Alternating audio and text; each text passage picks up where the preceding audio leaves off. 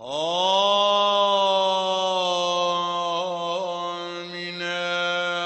Hatun Muhammed Anesi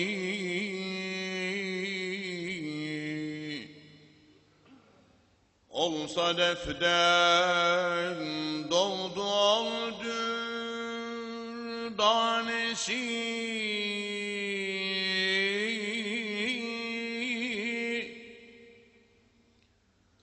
Çünkü Abdullah'dan oldu hamile.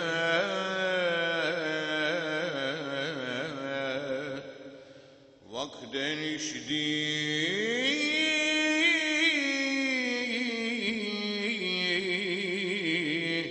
heften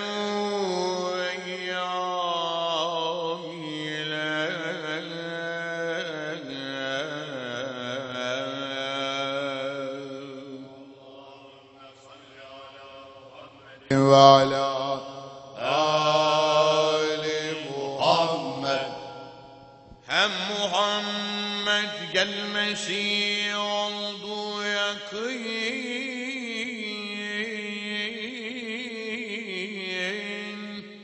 çok alametler belirdi gelmeden.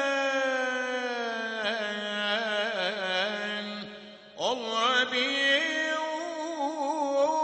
evvel ayın nicesi,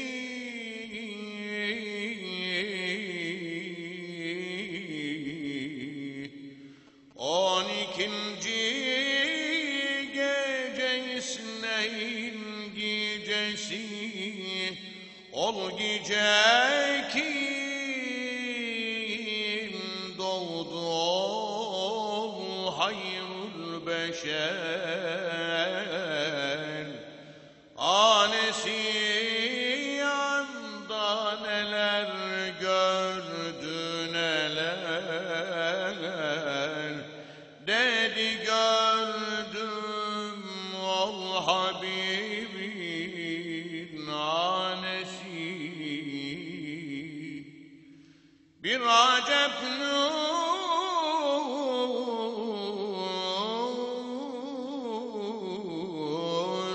ki güneş pervanesi,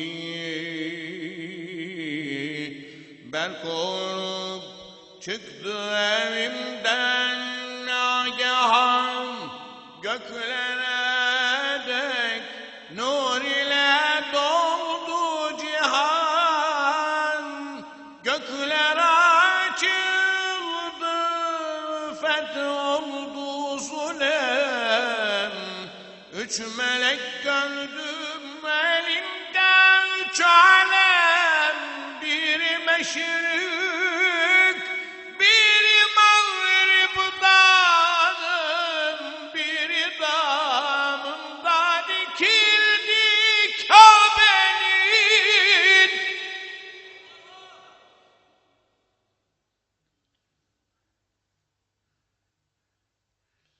Bildim anlardan kim ol halkın, kim yakın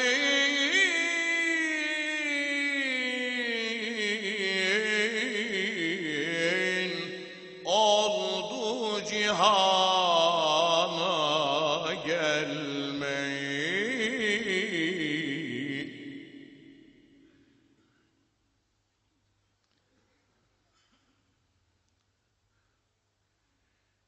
İndiler gökten melekler, saf saf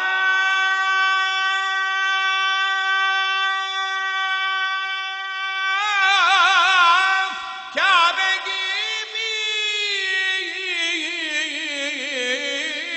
kıldılar evim tavaf.